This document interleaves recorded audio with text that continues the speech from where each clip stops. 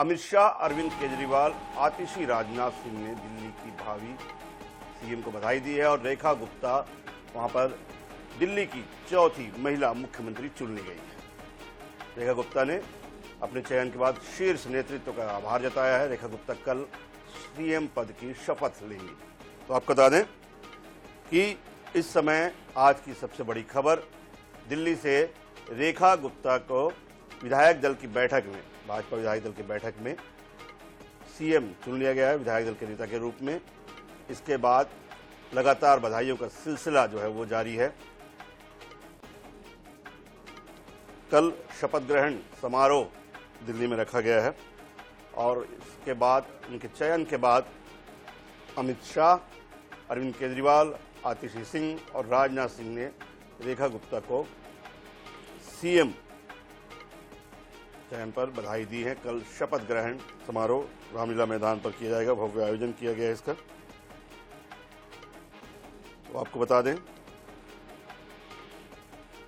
कि प्रवेश वर्मा, मनिंदर सिंह सिरसा और विजेंद्र गुप्ता जैसे नामों को दरकिनार कर बीजेपी विधायक दल ने रेखा गुप्ता के नाम पर मुहर लगाई है।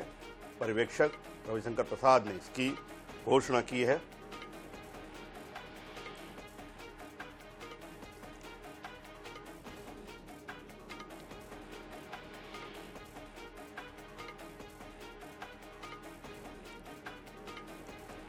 तो आपको बता दें लगातार 10 दिन की कवायद के बाद आखिरकार रेखा गुप्ता को दिल्ली का सीएम चुन लिया गया है।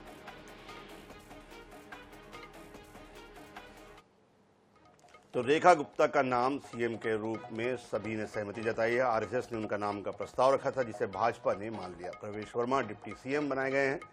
पार्टी के दोनों पर्यवेक्षक रविशंकर प्रसाद और ओम प्रकाश धनखड़ पार्टी दफ्तर में विधायकों से एक एक करके सबसे उन्होंने चर्चा की। फिर सीएम के नाम का ऐलान किया गया। विजेंद्र गुप्ता विधानसभा स्पीकर बनाए गए हैं।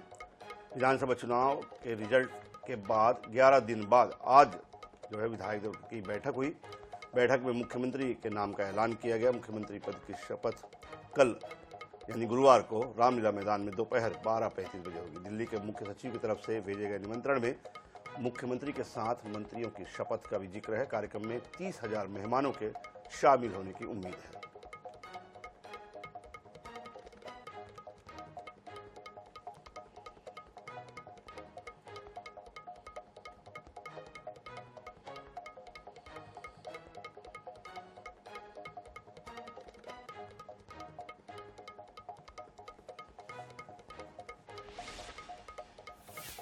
तो अब दिल्ली की नई मुख्यमंत्री रेखा गुप्ता के बारे में भी आपको बता दें कि रेखा गुप्ता एलएलबी पास है। रेखा गुप्ता का जन्म जिंद जिले के जुलाना उपमंडल के नंदगढ़ गांव में 1974 में हुआ था। जब वे 2 साल की थी उनके पिता की नौकरी स्टेट बैंक ऑफ इंडिया में बतौर मैनेजर लगी। इसके बाद वे दिल्ली चले गए। 1976 में पूरा परिवार दिल्ली शिफ्ट हो गया। रेखा गुप्ता की पूरी पढ़ाई लिखाई दिल्ली में हुई। इसी दौरान वे एबीपी से जुड़ गई और राजनीति में एक्टिव रही। एबीपी से सियासी सफर की शुरुआत हुई उनकी। उसके बाद दिल्ली विश्वविद्यालय की सचिव व प्रधान भी रह चुकी हैं। हालांकि अब उनके परिवार के लोग जुलाना की अनाज मंडी में आढ़त का काम करते हैं। विधायक बनने से पहले पार्षद, दिल्ली विश्वविद्यालय संघ की पूर्व महासचिव और अध्यक्ष हैं। पार्टी के राष्ट्रीय कार्यकारिणी के सदस्य भी हैं और पार्टी की दिल्ली राज्य इकाई की महासचिव भी है रेखा गुप्ता।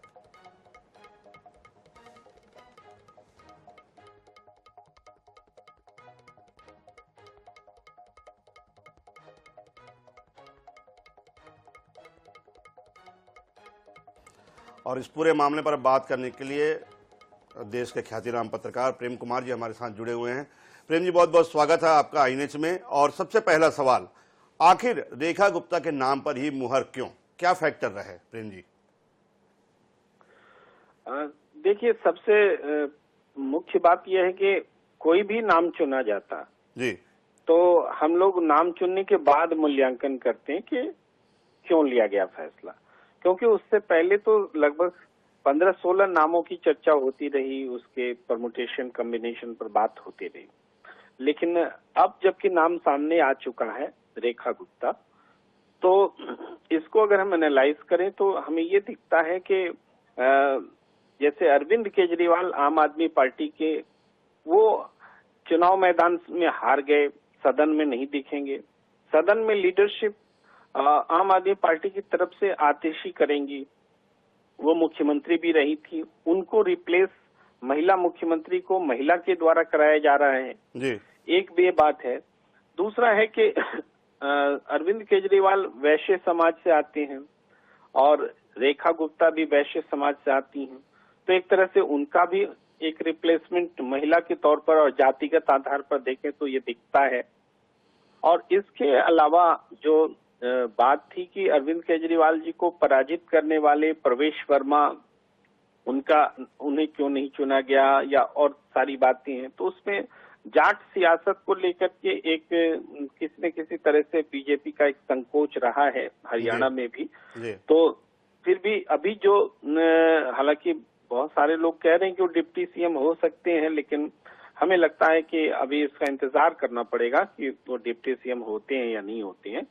कोई ऑफिशियल कंफर्मेशन उनका नहीं है, लेकिन 27 साल बाद किसी पार्टी को सत्ता में आने का अवसर मिले तो कोई सीनियर चेहरा तो आप एक्सपेक्ट नहीं कर सकते थे। कोई नया चेहरा ही होता, तो नया चेहरा में सीनियर आप देखें तो among the Lord's Rekha Gupta को, चूंकि वो प्योर बीजेपी बैकग्राउंड से हैं, हमेशा से ही महिला मोर्चा, एबीवीपी और पार्टी से जुड़ी रही हैं, तो मुझे लगता है और अभी बीजेपी की एक प्रवृत्ति भी रही है कि बिल्कुल नए चेहरे को, नए कार्यकर्ता को आप दीजिए।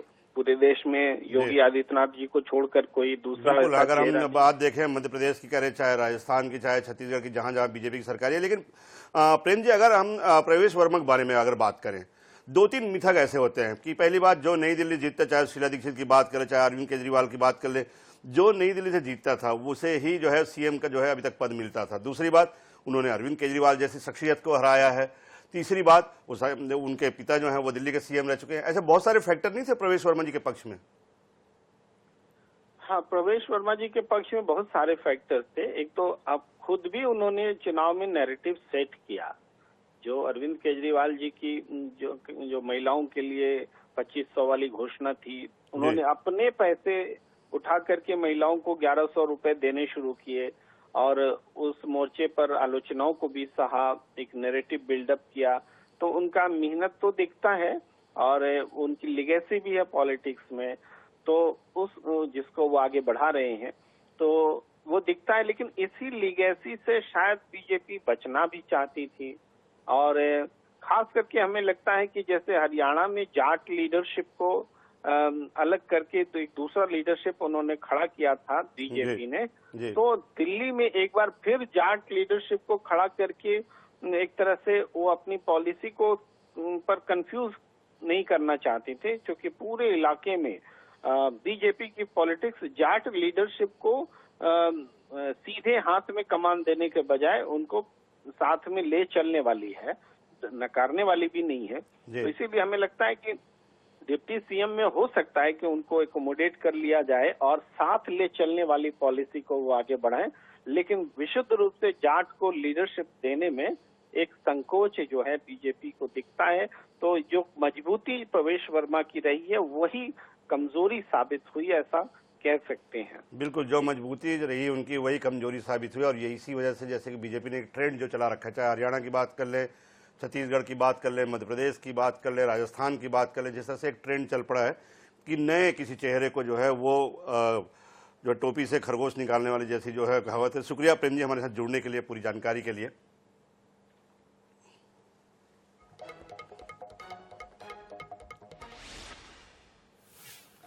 और अब उस शख्स की बात करते हैं जिन्होंने दिल्ली चुनाव में बेहद अहम भूमिका निभाई। जी हाँ, दिल्ली के डिप्टी सीएम बनाए गए प्रवेश वर्मा को जान लेते हैं। प्रवेश वर्मा का जन्म 7 नवंबर 1977 को एक स्थापित राजनीतिक परिवार में हुआ। उनके पिता साहिब सिंह वर्मा भाजपा के कद्दावर नेताओं में गिने जाते हैं।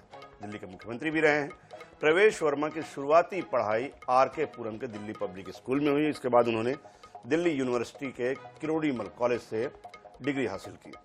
प्रवेश ने अपनी post graduate degree MBA for school of management से हासिल की। प्रवेश वर्मा की सियासत में औपचारिक एंट्री 2013 में हुई, जब महरौली सीट से कांग्रेस के बड़े नेताओं में शुमार योगानंद शास्त्री को उन्होंने हराया।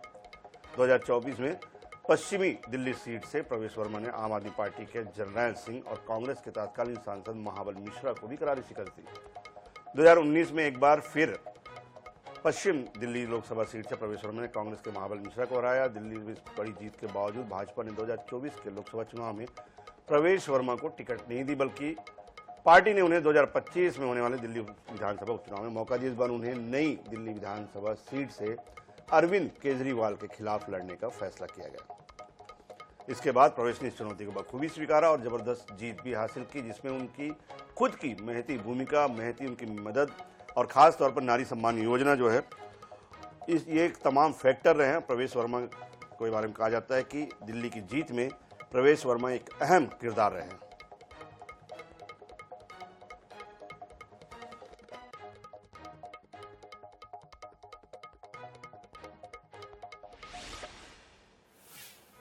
और अब विजेंद्र गुप्ता की बात करते हैं। उन्होंने 2015 और 2020 के विधानसभा चुनाव में अरविंद केजरीवाल की लहर में भी जीत हासिल की थी। दिल्ली बीजेपी के अध्यक्ष भी रह चुके हैं।